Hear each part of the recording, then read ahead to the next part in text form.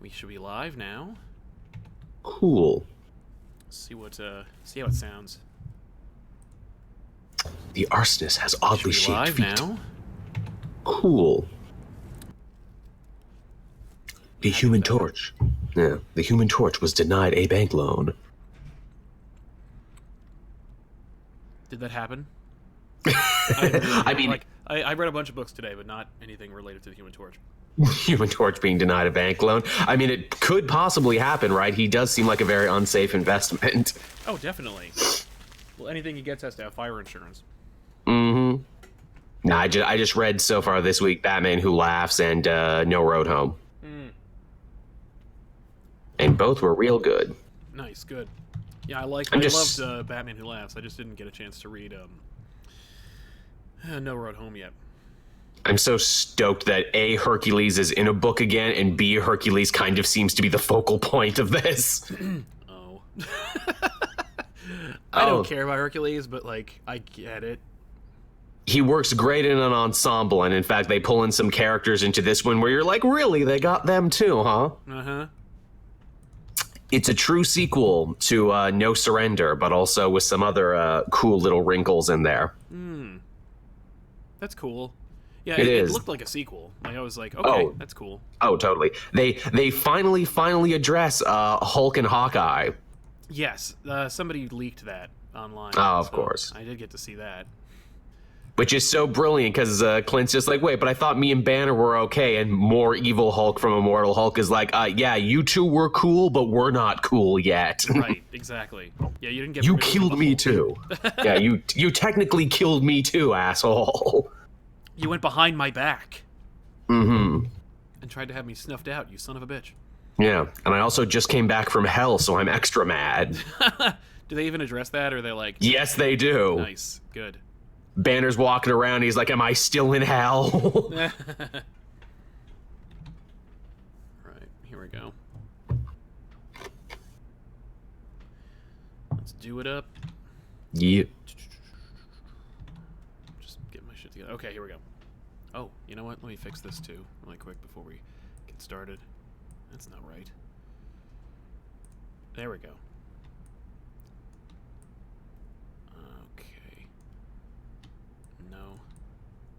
There we go. All right. I was just cropping out a little icon in your top corner. Oh, yeah, that's probably good. So that's gone. All right. Here we go. Everybody, welcome to Elseworlds Exchange. I'm Sal. And I'm Joel. Hey, Joel's back. Welcome back to the show, man. Always a pleasure. Today we're going to be rebooting the Batman movie franchise. We're going to be offering up our own solutions, suggestions. How are we going to square this circle for Batman on film? Now, I know that Matt Reeves has his own The Batman coming up. Yeah. And we're all excited for it. I'm sure it's going to be great. But what if they didn't have... This is very in keeping with, like, DC, Warner Brothers. What if they didn't have a plan... And unlike asking the worst common denominator, they were just like, hey, these two chimps on the internet seem to have it together. Let's pay them nothing, give them zero credit, but just steal all their ideas. Yeah, why not? What if they did that and we had to form a brain trust and come up with some ideas about how to reboot Batman on film for the future of the DC Cinematic Universe? Because, as we know, the DC Cinematic Universe is uncharted waters now. It's going to be some of the familiar, some of the new. It's going to throw away a lot of stuff. I've heard a rumor about Shazam, how there might be a superhero cameo, but without the face of the actor who plays the superhero, because even he is uncertain. I don't want to spoil anything for anybody, so you can draw your own conclusions from that. You can probably guess. You can probably guess. But yeah, so let's jump into it. Joel and I both have either a couple of pitches for how to make Batman work on film in this new modern age of comic book movies. Because it's not just like, I know, I'll get the guy who made Beetlejuice and the guy who played Beetlejuice to be Batman, and inexplicably it will work out. Now you have to kind of like have an idea, also with an eye towards the future. And audiences are a little more open to some of the fantastical stuff. You don't have to say Ra's al Ghul is obviously not immortal, because that would be silly and no one would buy it. No, it's all obfuscation and Liam Neeson. Yeah. Similarly, we can also not have to worry about like how can we make Scarecrow work while also not making him look silly? And it's like, turns out you can't. But either way, we're gonna try. So, Joel, you said you had one big pitch. I have 3 little pitches. Do you want to like alternate? I like this. Sure, yeah, and I was looking for notes too and punch up on mine. So feel free to like swoop on in at any moment. Let's make these the best they can be. Oh sure, yeah, let's do it. I have a number of little pitches with like little details. Not like it's not entirely fleshed out because they're pitches, like I said. Right. By the way, before we get started, I also wanted to mention that Joel and I are using a new form of communication. We're using the Discords rather than the Skypes. And so as a result, you're going to see a little bit of a delay, maybe, between me and Joel, and that is technical and not personality driven. That's not Joel stepping on my lines, nor am I stepping on his. It's all technical. So there's like 2 seconds. Just wanted to give you a fair warning about that because it has come up, and I also want to be ahead of it. So yeah. By the way, this show is also sponsored in part by Super Chats, which of course you can participate in live by using that option. It helps keep a roof over our heads, and also is a way to differentiate between the chat and the Super Chat. So we encourage people to use that, but also keep in mind we're doing this show, so we won't be able to like spend whole like hours on the topic. Yeah, we could never do it. Yeah. So, before we do that, I guess I will address some of the Super Chats. Adam Asamoah says, first, told you I'd be here. I knew it. Thank you very much, Adam. You're awesome. Silver Cricket, no origin story. I think everybody's gotten the idea. I think we can both agree neither of them is an origin story. That's a tenet of my pitch. No more origin stories. Right on. And Chase Eichler, Matt Reeves has said the next Batman movie will have a rogues gallery and a detective story. I'm thinking Under the Red Hood or Hush would be awesome. Thanks, guys. Love the show. Keep it up. Thank you very much, Chase. Also, some strong tenets I took into mind as well. Let's have more than one villain, because Batman has tons of villains. Even if they don't have to have big roles, they can have minor roles. And yeah, let's remember the detective side, please. Definitely. My only stipulation when it came to this was it has to be an adaptation of something. And I have to want to see it. Right. Like, that's really it. And when I say it has to be an adaptation, I mean, like, there's 1,000 issues of Detective Comics. Now, technically, Batman's only been in 1,000 minus 27 of them. But there's enough stories of Batman that don't just give it to anyone and go like, hey, you wrote the last Fast and the Furious, do a Batman. I can't even trust Hollywood to make a good John McClane movie anymore. So let's just leave it to the professionals and have a good Batman story written by the people who know who Batman the hell is. Inside and out, yeah. So one of the pitches I had was very simple, very straightforward, very Hollywood. I think people would like it. It's not my strongest. It's one that I kind of like, it's one foot in, I expect them to do something like this. And in the other, they could probably pull this off and it wouldn't be a mistake. Right. It's the closest thing to an origin story you'll get. It's an adaptation of Batman Earth 1. Obviously, nice. It's written by Jeff Johns, art by Gary Frank, so you can already imagine it in the real world. But Jeff Johns' writing means it was written clearly as a spec script. It's a movie treatment. So I feel like you don't even need an adaptation. You could just go grab his first version, which is, I'm sure, written in Final Draft. Go ahead. I was going to say, I like that one, too, because it also adds a new take on Batman that we've never seen before, and that is like, what if Batman was kind of bad at what he did at first? What if he fell down a lot, and this was a Batman who really had to struggle and scratch and claw? That's the thing. It should feel kind of like Iron Man, if it makes sense, to like feel like, oh, our hero might fail or might die, but we know he won't, so we're all having a good time. So when he falls off the scaffolding or whatever, like, it's just funny. It's just played for laughs, which is also odd to expect in a Batman movie, but in this new world of superhero movies, it'd be kind of cool. I'm changing the name, obviously. Earth 1, too esoteric, won't be really great for the usual crowd. Yeah. They're not going to get it. I noticed that our stream input kind of like screwed up a little bit. Again, I apologize. We're a landline. I definitely hardwired it. I got to call the company because they are screwing up big time. But I changed the name to Batman Legacy. I know there is a nice. Batman Legacy in the comics, but who cares? Age of Ultron doesn't look anything like the comic either. It's a good, solid subtitle, and again, it pays homage to the fact that there are many Batman. This is one in a legacy. Right, and it's also since it is technically kind of like an origin story. It's a little more about like his legacy and growing and stuff like that. So we got the title, we've got the adaptation. Similarly, I want it to be. This is my most straightforward. So like, it's directed by Matthew Vaughn. I like. Because Matthew Vaughn either was gonna do a Batman story or always has the desire to make a Batman movie. But also, we know the dude can make an action movie. We know he can infuse character. It's very straightforward, like I said. So I didn't go for somebody really flashy, but also somebody who isn't like a hack. You know, Yeah. Matt Vaughn could just do it. Just be like, if you literally just took Jeff Johns' screenplay, which I know exists, give to Matt Vaughn and go, make this, and have it be like, Charlie Cox can be Batman. We talked about Charlie Cox being Batman before. We did. Most straightforward for me is the most obvious choice. So it's like Charlie Cox is Batman because he has some fun. He can fall down. He can take a punch. And Sam Elliott as Alfred because Sam Elliott was obviously the basis for Alfred in the Earth 1 universe. And it's just like, that's your movie. And by the way, you could even, if you don't want to do like the birthday boy subplot, or if you want to drop the Penguin subplot and have it be more about Batman getting his bearings and dealing with his first villain, you make it the Riddler. Yeah. You know, you take Volume 1, Volume 2, smash them together. If your audience isn't quite ready for the birthday boy, which I don't think anyone is. By the way, if you don't know who the birthday boy is, buy Batman Earth 1. It's so good. You will learn too much about the birthday boy. Yes, it's true. So that's one pitch. It's just kind of like the most Hollywoody pitch I could possibly come up with. So, boom. Very solid. Do you want to keep going, or do you want to do your big one yet?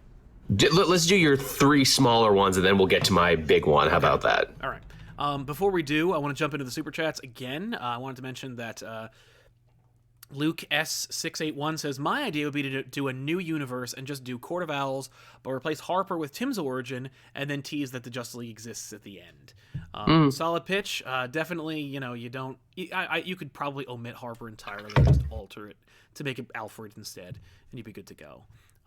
Joshua Wright says, Batman as essentially a horror movie, i.e. Alien. I'm down for that. Again, it writes itself, Killer Croc. You just put him in the sewers. That's your movie. Will.i.am Golden, Bruce Wayne dies, and Dick takes up the mantle of Batman to find his mentor's killer. I've definitely seen that as a fan film and as a fan film trailer pitch before. I don't think I would want to watch that, and I don't think you can build a universe on it, but I get why it's a harder sell. And comic book fans love Bat Dick, so they really want to see him take up the mantle. I know I do.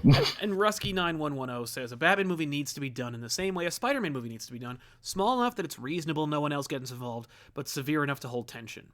With Batman, you could get away with making it bigger because it's Batman. In Spider-Man post-MCU, it makes no sense. It makes no sense that, like, Iron Man didn't show up in Thor the Dark World. It makes no sense that Iron Man didn't show up in Captain America the Winter Soldier. Like, there's a lot of willingness to accept in the MCU as it is. With Batman, I get that no one gets involved because Batman either like is unknown by his potential teammates, or that like nobody wants to go near him. Yeah, he's cancerous in his way. If you stay in Gotham too long, it'll drag you down. Exactly. Or at the very least, like maybe the Bat will get you. Like forget it. I'm not we'll go near that crazy asshole.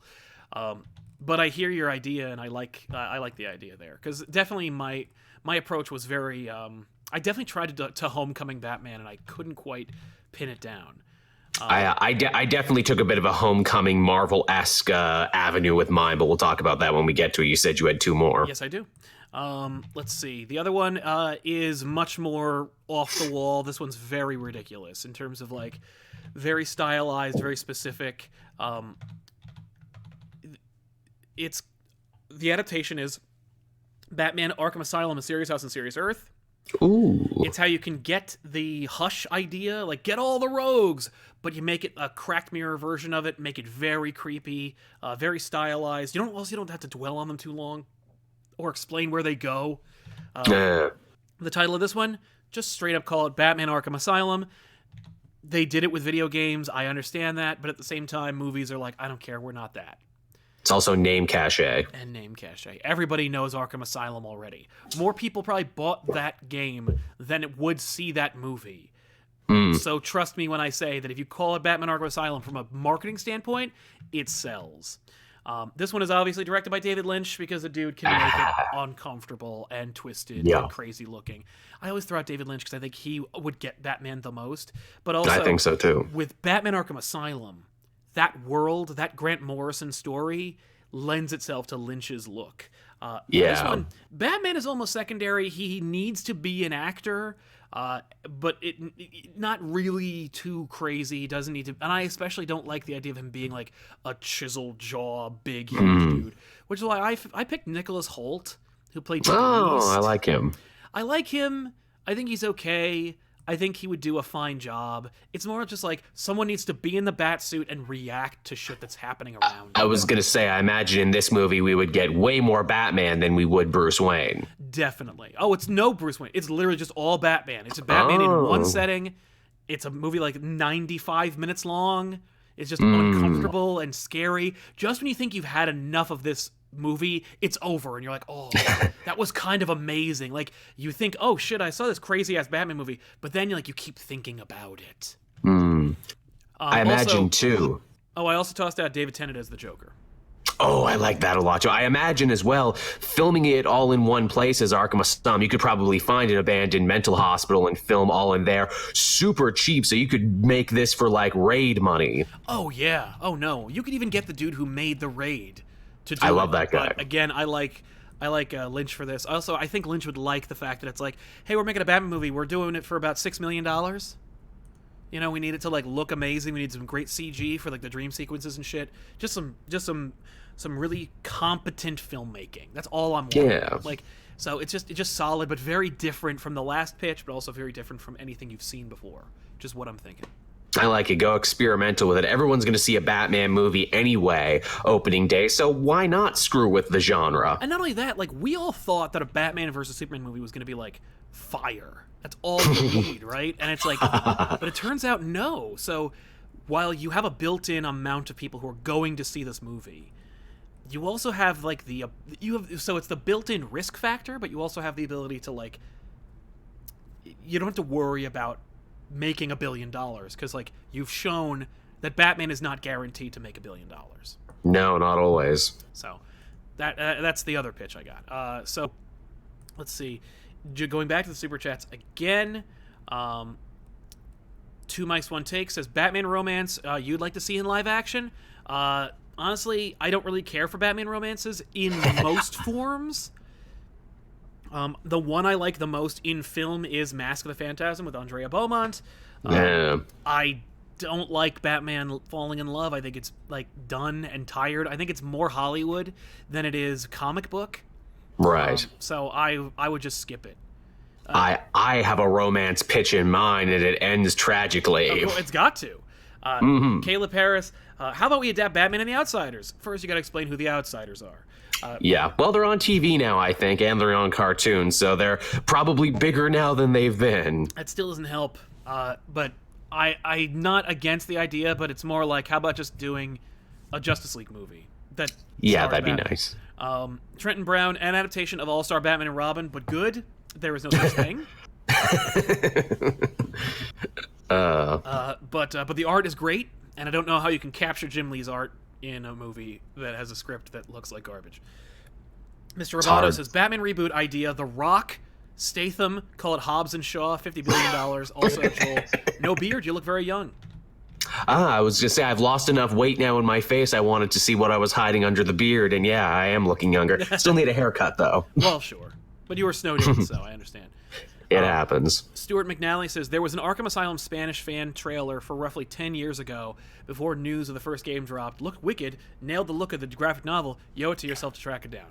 Yes, I have seen that actually. Yes, visually it is pretty damn interesting. I wonder what those people went on to do because they had some visual effects chops. Yeah. I have not seen it. I will watch it now. Not now. It's but it's it's very interesting.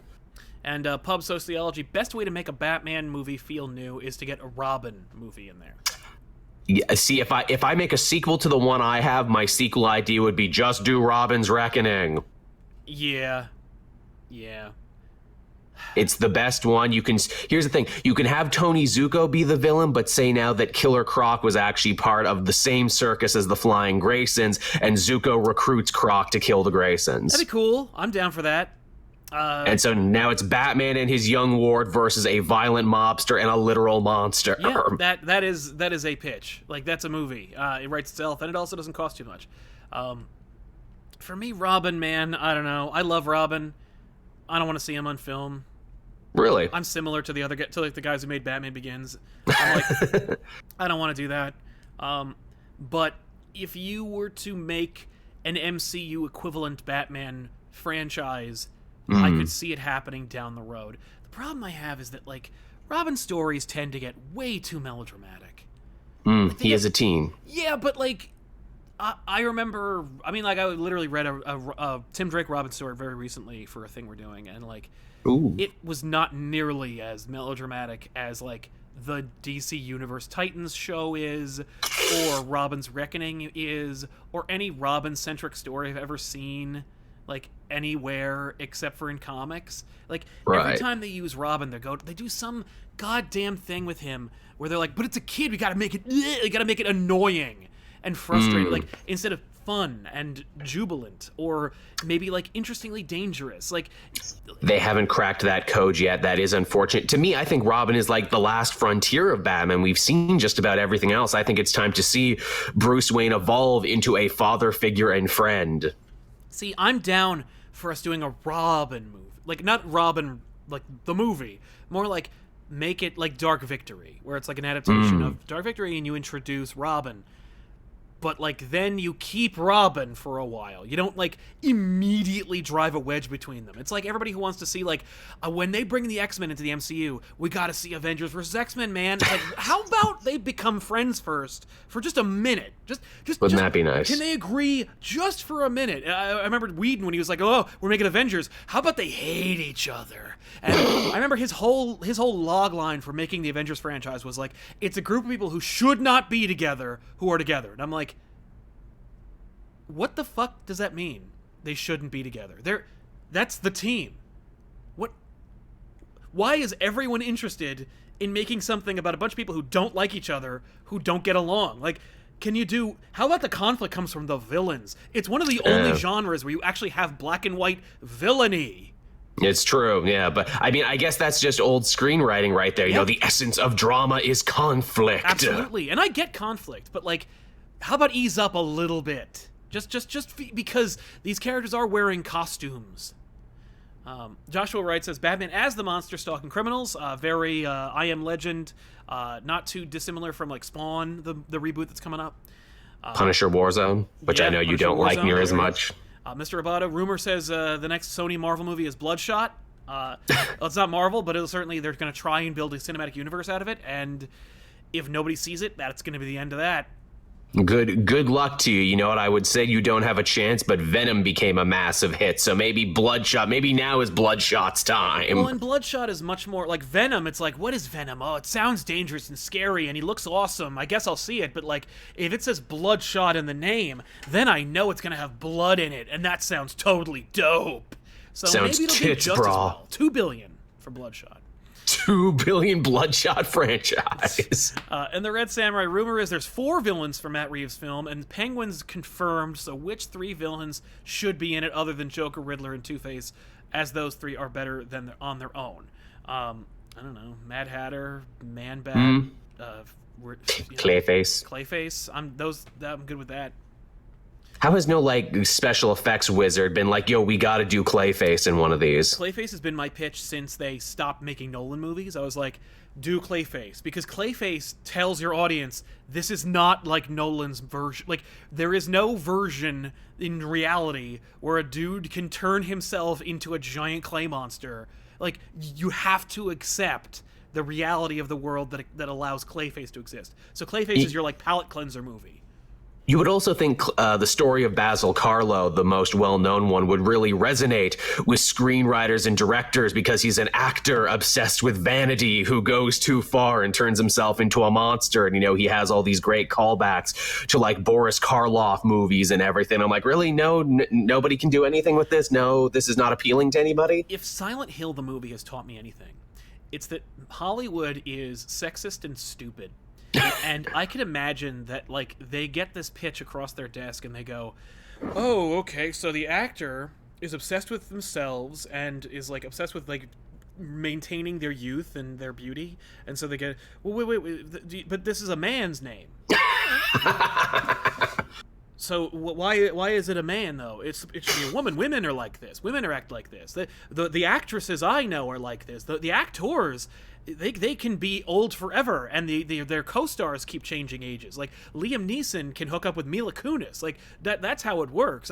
I don't understand why would a rugged, you know, man actor in his prime, you know, it's 45 to 65 years old, want to change his appearance. Now, a woman, I don't understand the script. Get it the hell out of here. I got it. Joker. How about a Joker movie all by himself? Like, well, geez, Sal, when you put it that way. I'm just my cynicism and behind the curtain awareness of Hollywood it tells me that, like, that kind of reaction is like, that's the uphill battle you're fighting. If anybody's never heard the Kevin Smith Superman giant spider story, like, that should tell you everything you need to know about, like, how things get accepted and work in Hollywood and why you get movies that are, like, really stupid.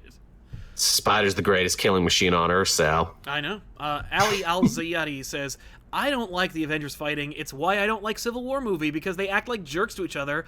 I don't like the characterization. I don't blame you, man. I'll take it in one story. Civil War is the movie where you get all that shit in there. Yeah. But then you need, like, Thanos to show up and slap their asses and make them go, like, oh, we need to be friends again. Like, that's what you need. Yeah. And thankfully they did it. They did. Get it out of your system. Yeah. You get one versus movie. Exactly. One more thing out of my system is my third pitch. Obviously, the one you're going to adapt, Batman Black Mirror. A very good one. But, of course, we're going to Hollywood it up. Dick Grayson isn't Batman. It's Bruce Wayne. And, you know, we're going to throw away, like, most of that stuff. Like, we're going to throw away all the Dick Bat stuff. We are going to keep, like, the subplot about him, like, donating money and effort and programs to the GCPD, and the GCPD not using it. It's a way to establish to your audience, like, why Batman needs to be Batman and why the GCPD sucks, as opposed to, like, the Nolan movies where Nolan's like, why doesn't Batman just give all of his shit to the GCPD? Because they're corrupt. That's the whole... They were gonna kill, like, children, man. Like, what are you talking about? Like, why would he give weapons, like, war weapons, to the police? Because he can't trust them with it. That's the why, Alfred. You total toolbox.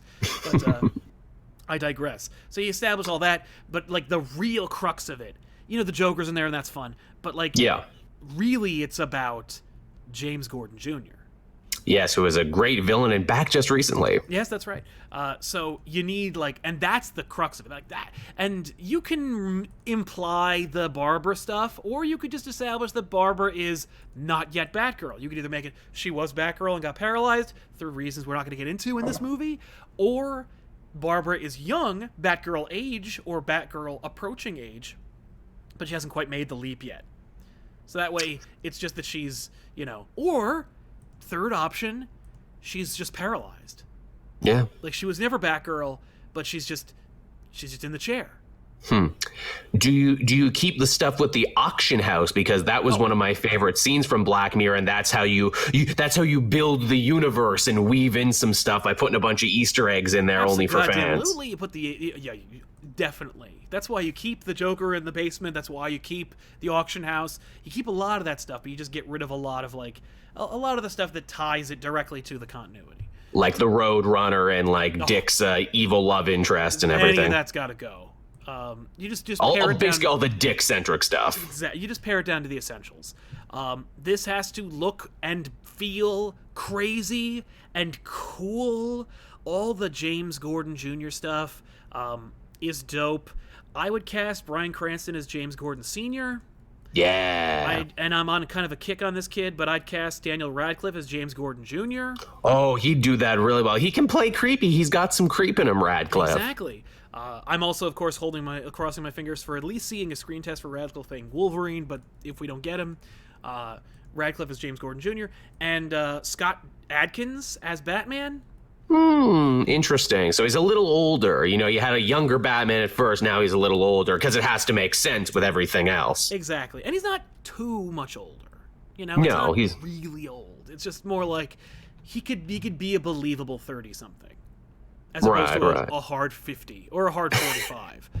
Yes, let's make that a rule. I know I did that when making mine. No more old Batmans. Casting a dude who was pushing 50 in your universe was a bad idea because you have these weird age discrepancies in your Justice League that never were there before. Agreed. Similarly, I guess I would also say if I had to pick somebody, I guess like Luke Hemsworth. He might be fun. If you wanted to let's get a Hemsworth in here. Yeah, throw in a Hemsworth. They make money. They do. And there's so many of them. But yeah, so you got that, and that's and directed by Quentin Tarantino. Oh, that'd be good. Didn't they say he was working on a Joker thing, or he had a comic book pitch he wanted to do? He wanted to do that Star Trek movie, which will never happen. But like, I don't know what the hell he's gonna do. But it'd have a great soundtrack. Yeah.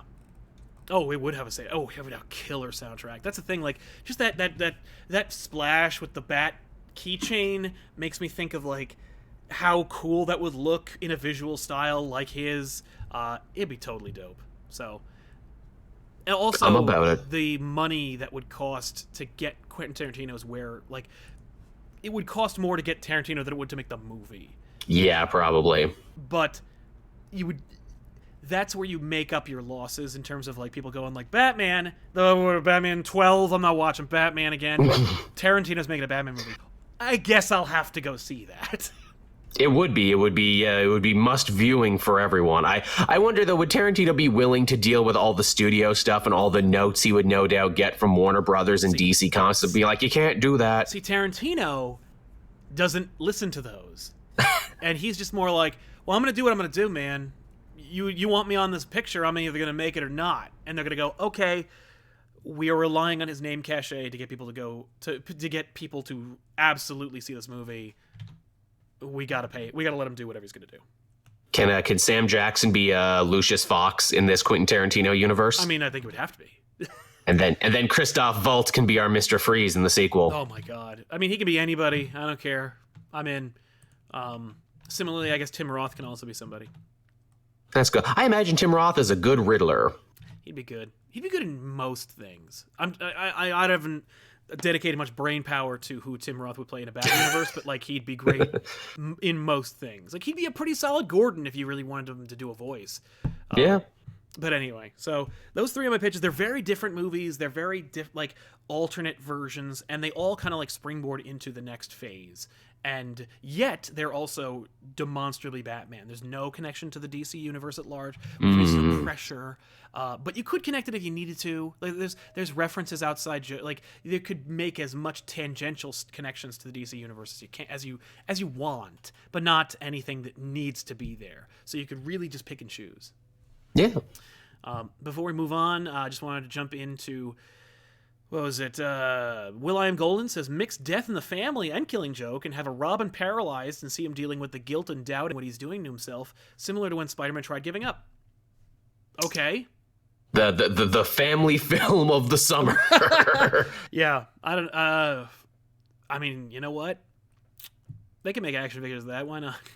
I mean, we gotta sell the Happy Meal toys here. We don't need a repeat of the second Burton Batman film. I think those days are over. I mean, the fact is, like, if you're making like BVS and he's shooting people and blowing up cars and this is like, true. We're past that. Superman, I think you can pretty much. You're good to go.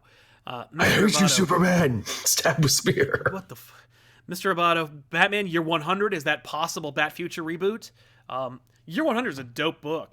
I think they'd quicker do Batman Beyond. Which they might be. Batman Beyond is their Spider-Verse.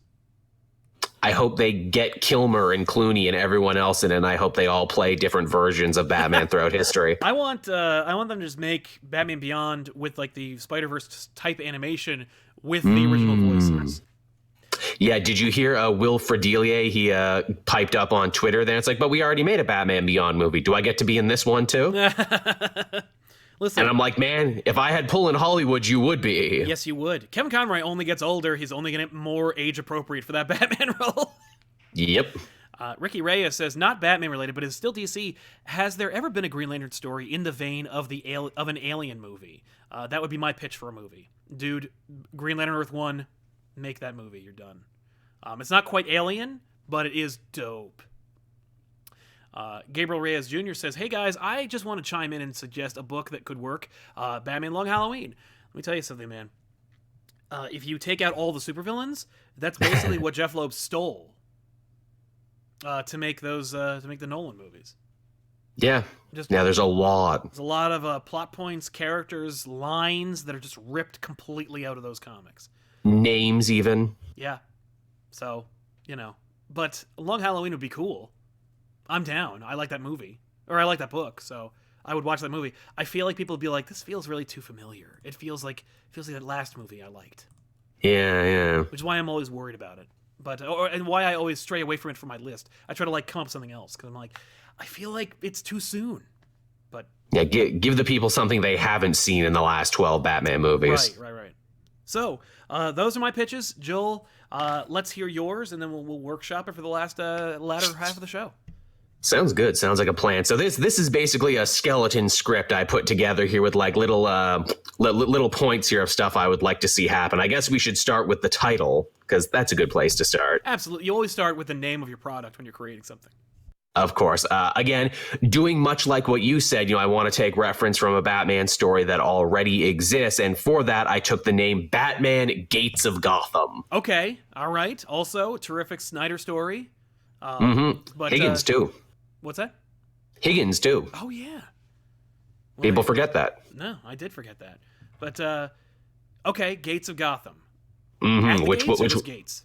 Just Gates of Gotham, which will come up actually in the dialogue. So I'm not just doing it because it sounds good. It actually cool. Okay. plays into a speech. Right. This would be a Batman, I would say, about 2 years into his career. So it's not an origin story, but he's still very fresh and green. He's got the costume. He's got the grappling hook. He's got the car. He doesn't have a lot else. Okay. What about Batcave? He has the Bat Cave, but it's not like the super high-tech place yet. Like he's hooking it all up. Lucius is actually helping him put it together. And in fact, I thought it would be fun.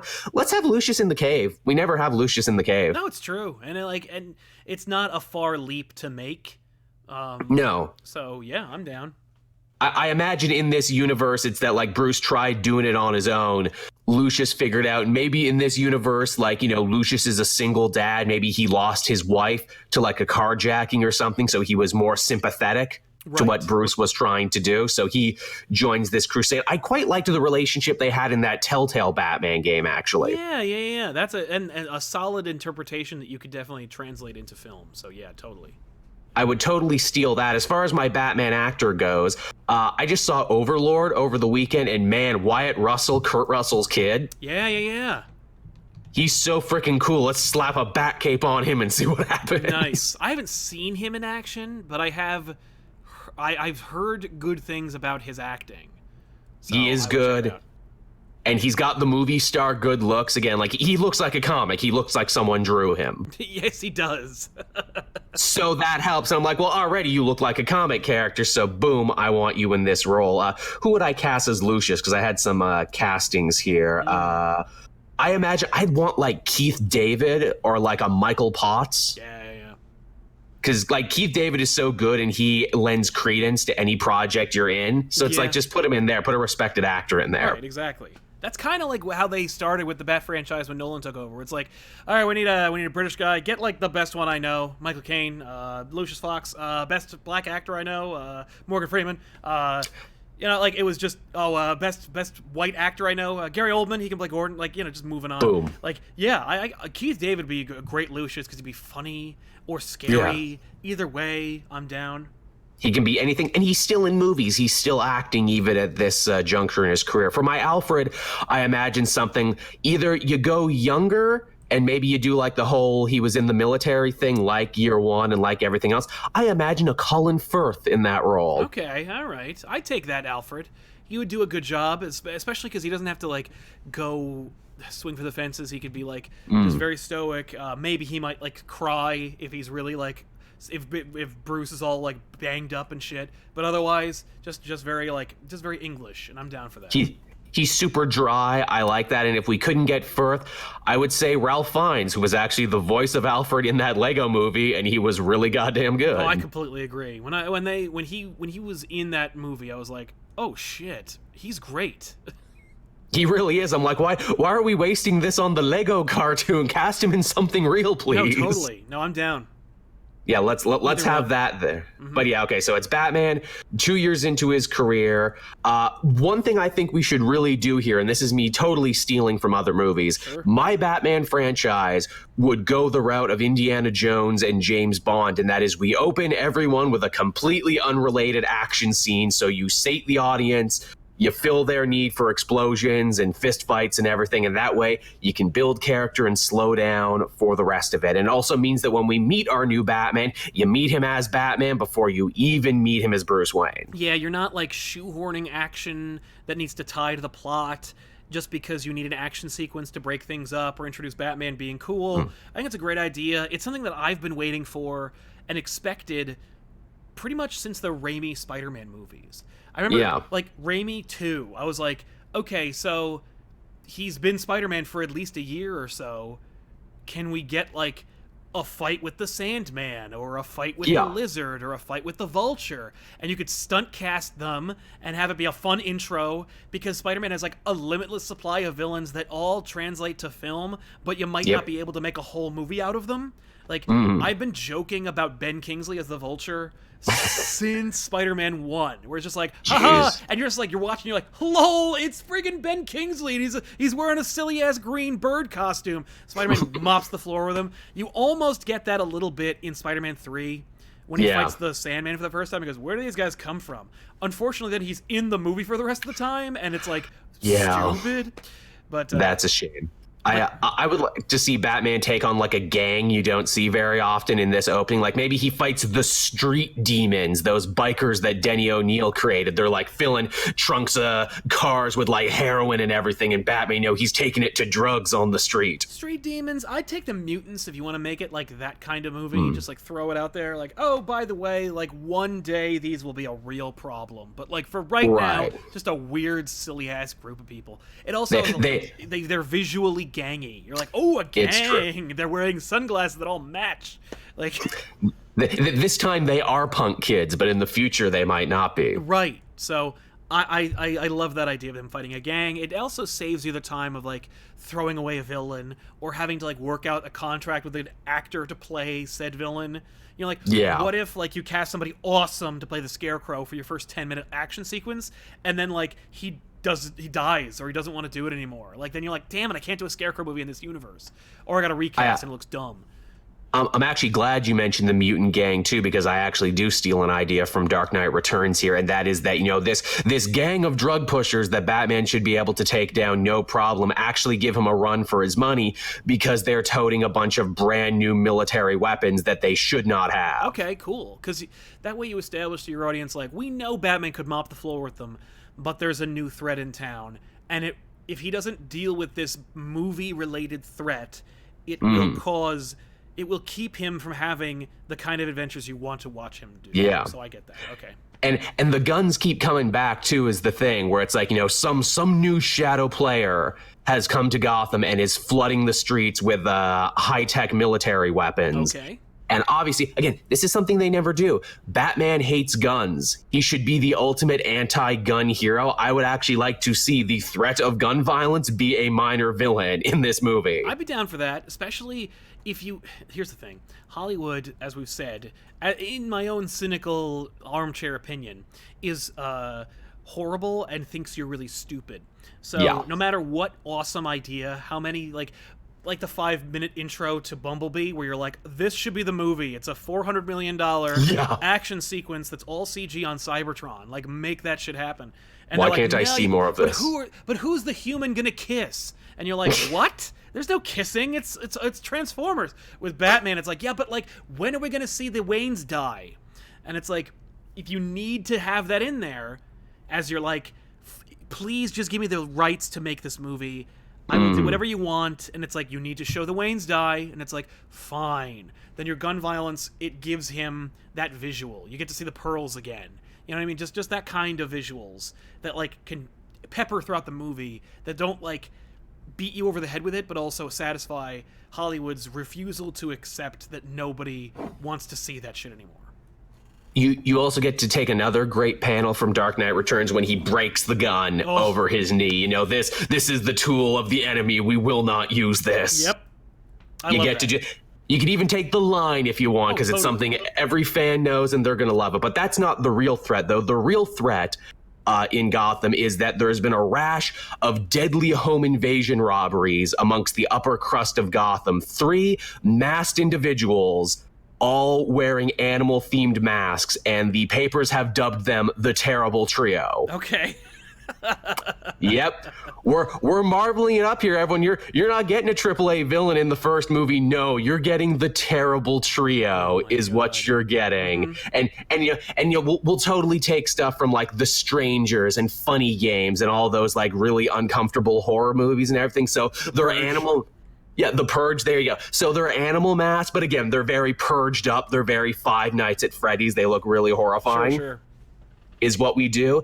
And the thing is that, you know, because they're targeting the upper crust, Batman doesn't know what to do in this situation, because while Batman is in Gotham fighting crime, technically Bruce Wayne hasn't come home yet. Right. Oh, I see. From his training or from his self-imposed exile?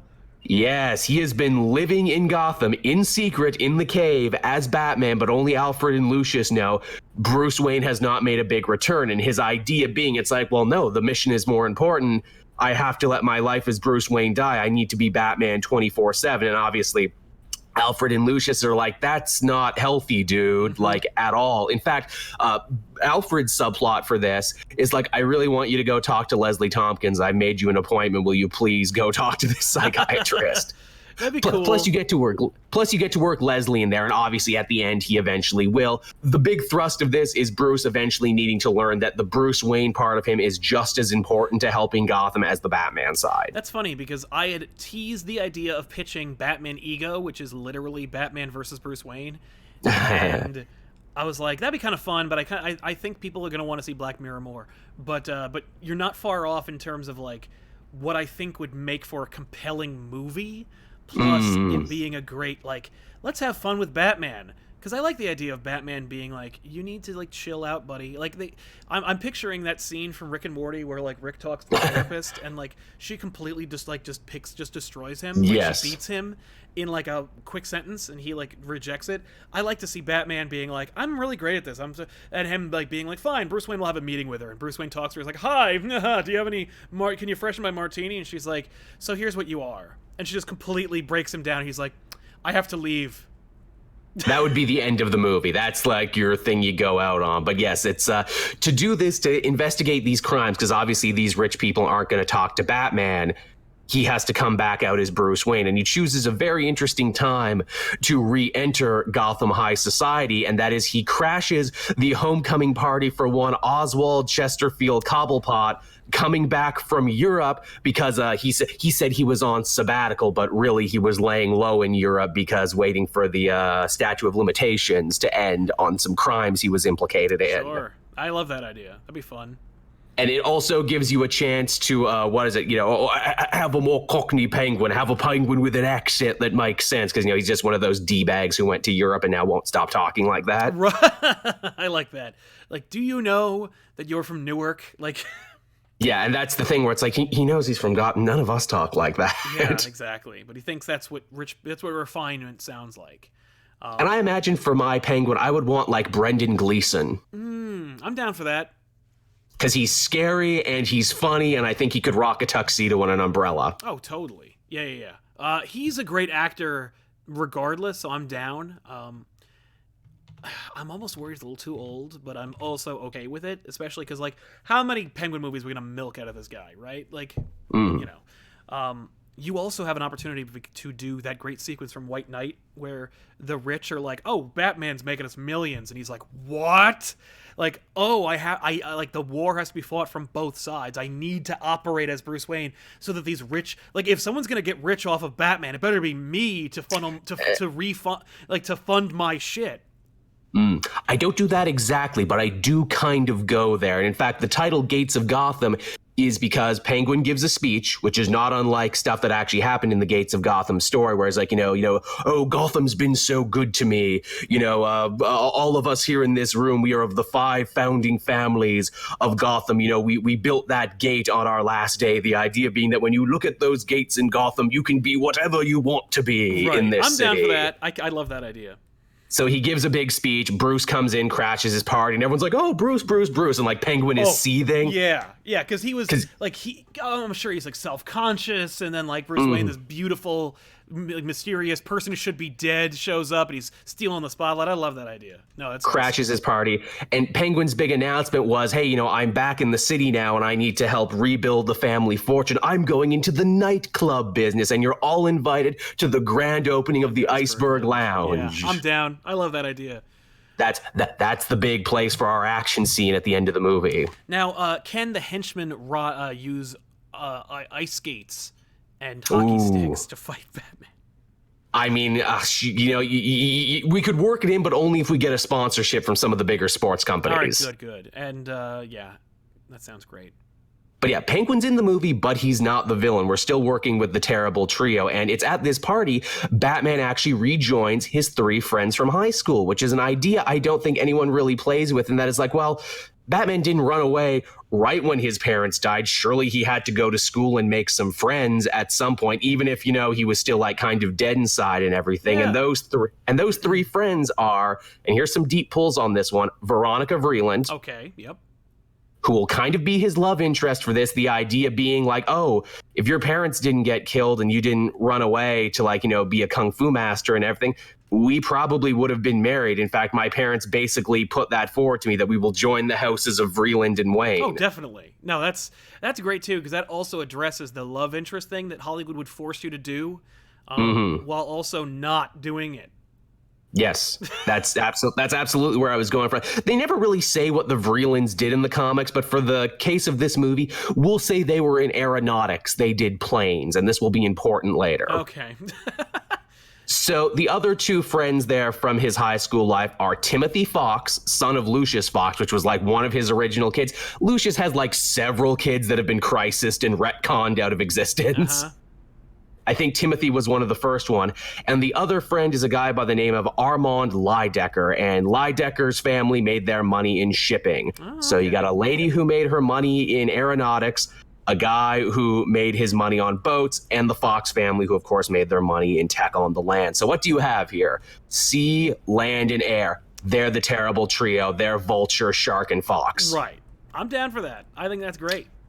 And they've been doing this because they're spoiled rich kids with no direction in their life, so they've gone to terrorizing and robbing other rich upper crust people. And Timothy, who is Fox, get it, Fox is his code name and his last name, because his father is a genius and he's a genius too, all the places that they robbed just so happened to have Wayne Tech security systems that Fox could power down.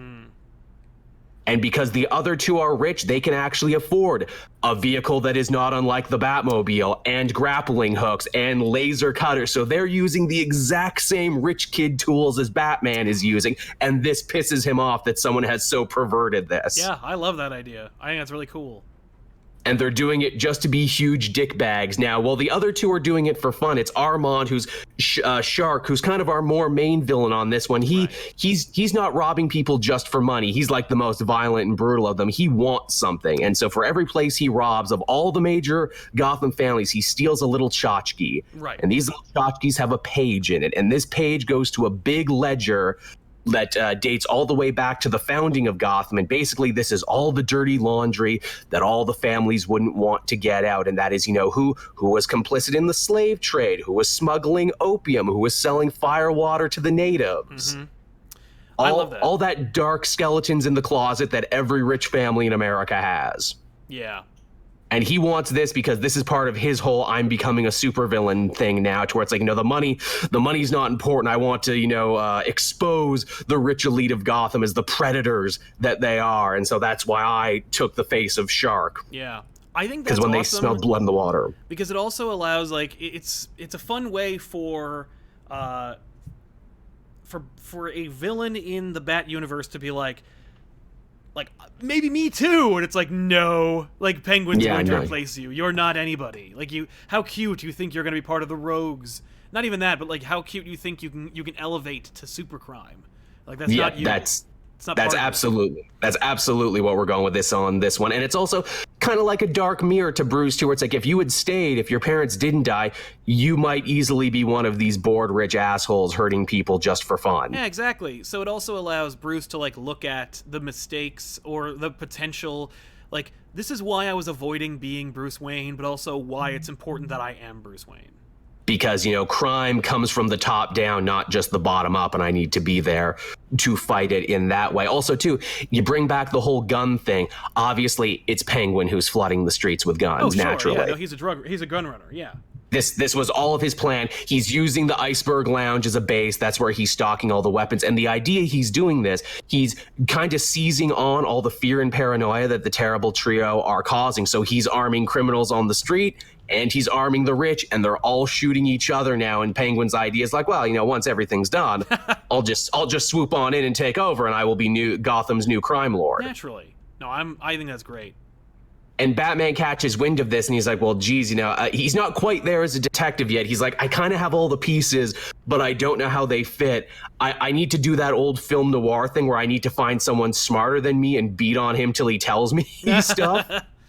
Totally. And he goes to Gotham's old godfather, and that is Lou Moxon. That sounds familiar. Lou Moxon is a golden age Batman mobster. In the most original versions of it, Moxon was actually the mobster behind the Wayne's death. Oh, okay. Yeah. He's not here, though. I'm not messing with the Waynes. I think way too many series try and fuck with that. Right, yeah. I wouldn't, yeah. But that's cool. Joe Chill did it, but here's the twist. In Moxon, Batman actually finds something that, again, no Batman movie has really done before, and that is he has to learn about gray morality, where it's like, yes, Moxon was a crime lord. Yes, he ran Gotham for years, but he wasn't really a bad guy. In fact, the night the Waynes were murdered, he helped the cops get Joe Chill. Right. I'm down. I think that's really cool. Like, that's... Yeah, this is a more nuanced Batman movie than you would expect from Hollywood, but certainly... Absolutely. You get a lot of deep dives, a lot of deep cuts. It's very Marvel in that way. And Moxon is dying. He has cancer when Batman comes to see him, and like he's got the face mask on and everything. Okay. And he gives like a great soliloquy. Again, you got to get a good actor with this for monologues. Get someone like William Forsythe or Ed Harris, I imagine. Yeah.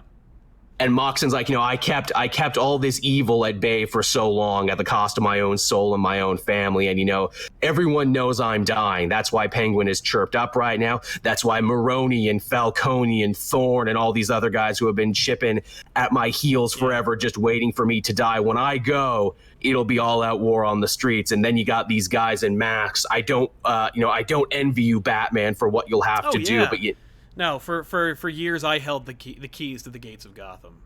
And kept the wolves out. But now it's gonna be like, there'll be blood in the water and the sharks will come. and the sharks will come. Exactly. The times they are a changing. Yeah. And so then you have this weird situation where Batman's like, oh shit, I kind of respect this mob guy. I guess crime isn't as black and white as I think. Right. Maybe that's where he gets the idea to create Matches Malone. Exactly. I need to move in this world too. Yeah. That's an idea. I also thought of a cool idea. I don't know how this would quite work into the narrative, but it's the idea that Joe Chill is alive and Batman has hacked into like the prison security feed, so he like obsessively watches Chill. That's a great way to get him like healthily to abandon the like the Batman 24/7, because it's like, well, you were spending a lot of that time just being a dick or creep. And so, like, and instead, he's replacing that time with being healthy, or at least pretending to be healthy. Yeah. Maybe you'll accidentally have some fun while you're doing this. Maybe that's how he gets on the fact that it's got to be Timothy Fox that's breaking into the thing, because it's like, well, if I can break into the prison security cameras and that's made by Wayne Tech, maybe these guys are doing it too. Right, exactly. Oh, I think that's great. And then, of course, all roads lead to a big thing at the opening of the Iceberg Lounge. You know, Bruce has infiltrated his 3 friends. He's like, well, I want in on what you guys are doing. It's like, okay, we got you a mask too. Yeah. Is it a bat? I think it has to be a bat. It's gotta be. or an owl if you want to go crazy with. I would take an owl and just have the audience go, holy shit! Yeah, we got you one too, and it's an owl mask. And so he has to pretend to go with them to rob Penguin's big gala, while at the same time also getting away, trying to protect them, being Batman, and then fighting it out with Penguin's goons and destroying their big weapons cache before they can hit the streets. Sounds great. You throw in like Jack Drake down there, have him be like a high roller, imply a Robin in the future, and have some exactly. fun. Oh, you fill it with things again. When Moxon's just like listing people from the old days, it's all those like you could even mention Napier and Wesker in there if you wanted. That they're just henchmen now, but one day. Right. I think that sounds awesome. No, I love that idea. Gates of Gotham. Gates of Gotham. And again, you end it with Batman literally standing on the gates of Gotham and reiterating what Penguin said. When you see those gates in Gotham, you can be whoever you want to be. I know who I want to be now. Yeah. I like that. I wouldn't even do the monologue. I'd keep his monologue. I just wouldn't have Batman say it, just because I'm sick of superheroes monologuing. But I know. But just have him play it, and then have Batman kind of represent what that sentiment is. But either way, as long as it's shot well and the action isn't nauseating, I think that sounds like an awesome movie. I'd pay the hell out of it. I'd pay twice to see that. Thank you. I was proud of that one. I'm actually glad I wasn't on week, because this idea was much more half-baked until I had a week off to work on it. Right, yeah, exactly. Before we get... I want to talk more about this and hash it a little bit, but before we do, I want to jump into the Super Chats again. Gabriel Reyes Jr. Says, hey guys, I just want to chime in and suggest... Oh, no, he did that already. I'm sorry, Gabriel. You got me. Caleb Paris says, someone steal back the rights to Predator while Disney isn't looking and make Batman vs. Predator. Before Disney owned Fox, literally, that was my palate cleanser pitch forever, was just make Batman vs. Predator. Nobody can argue that this is in any other universe. It's just whatever the fuck it is. And you just make Batman BVP 1, and that's a movie. Dennis Bell, I could see Del Toro doing a Gordon Batman movie as a transitionary to a new Batman. I'd love to see how he would do Mr. Bloom. I mean, yeah, that's the first time anyone has asked Mr. Bloom to be in anything. But I will grant you that Del Toro would do a great Mr. Bloom. Yeah, I mean, any horror thing ever. A Del Toro Man-Bat movie. Oh, totally. By the way, Doug Jones would have to play Mr. Bloom, but yeah. That's fine. I like Doug Jones. I know. The Red Samurai, loved you guys are doing this. Love when you talk about DC films. What do you think about Rob Pattinson as Batman? Yeah, everyone keeps pitching it. I think he's got too much of the Twilight stink on him. I would much rather accept a Zac Efron, because I think he's washed off all his High School Musical stink. Maybe. I would be okay with Rob Pattinson as long as he I'd be okay with him. I think it's more I'd take the money. I'd be in Twilight too if I got paid as much as embarrassingly as he was. I can't say I've really seen him show his acting chops. He was good in Water for Elephants, but that was mostly just Christoph Waltz whooping his ass for 2 hours. Yeah, I need to see a screen test, or at the very least him just do an American accent. I would like to see that. Sam Anderson, thoughts on era for tone? I'm pretty done with Miller's Batman and brooding. I think Adams, O'Neill, Globetrotting would fit alongside Aquaman, Wonder Woman. In the DCCU, the universe where Wonder Woman and Aquaman exist, yeah, I would love to see the Batman that was in Son of the Demon, or or any older Neil Adams story. So we'll have to cast an actor with a hairy chest, because that's also a component where you whip it off and get to a sword fight. He has to look like a werewolf. There you go. Chris Williams says, Hollywood is scared to take any risks. That's why remakes happen instead of original thought. Big time. Yeah. Look at Dark Phoenix, or whatever the hell that movie's going to be called. I still can't believe they chirp up about that every so often. Hey, it's coming, guys. Don't you work? No. And you know what's funny? I'm still not going to go see it. So, you can come out tomorrow. I don't give a shit. Just put it on streaming. There's so many goddamn apps. Nobody wants it. It's just a remake of X-Men 3. Which no one liked anyway. What? X-Men 3, which no one liked anyway. No, it's the worst. Rusky 9110 says, if you want to do a Batman horror movie, Professor Pig would be a good villain. He's a good-looking villain. I've never enjoyed Professor Pig, but his origin is all over the goddamn place. He was a spy who made psychotropics for Spiral, but maybe not. No, I want a movie. Professor Pig would be my favorite version because it'd be just scary looking and very simple. I liked the Morrison version, which was the first one when he appeared, where it's like, I am a weird, creepy guy with a Hispanic accent, and I sell drugs that break your mind. That's all you need. The Real Zoob says, can't stay for the show, but you guys are great. I am particularly fond of that Sal guy. Wink. Keep up the excellent work. Thanks, Tiffany. That's a great comment. What a great comment. What a great user. The Real Zoobs knows what's up. She really does. Yeah, she knows where her butter is, or bread is buttered, I should say. Her butter is breaded. Rusky number 10 says, cast Vincent D'Onofrio as Penguin and just make him Kingpin. I know, get Vincent D'Onofrio. And I actually had some more cast. I imagine for Shark, I wanted like a creepy Paul Dano type. Okay, I'd take that. And then, for Timothy Fox, get someone like Tyler James Williams, who I do believe was actually the kid on Everybody Hates Chris. He grew up now, and he's actually become quite a respectable actor. Yeah, definitely. Just good, solid actors who can deliver the material.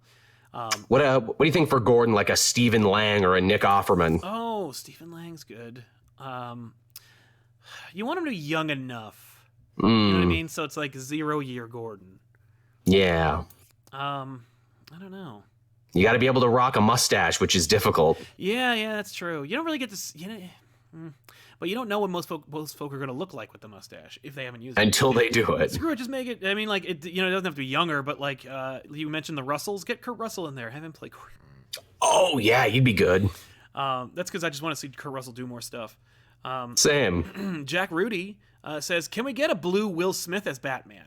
Well, that's a great question and a really topical comment because I think that it will stand the test of time. Certainly, the idea of making him horrible and gross looking and uncomfortable, and just the cheapest, quickest, easiest, lowest common denominator type Batman movie. I love that idea. Did you see the meme for blue Will Smith for that Aladdin movie? And it's like, hey, you all saw Afterbirth. I'm going to be supporting my kid for a long time.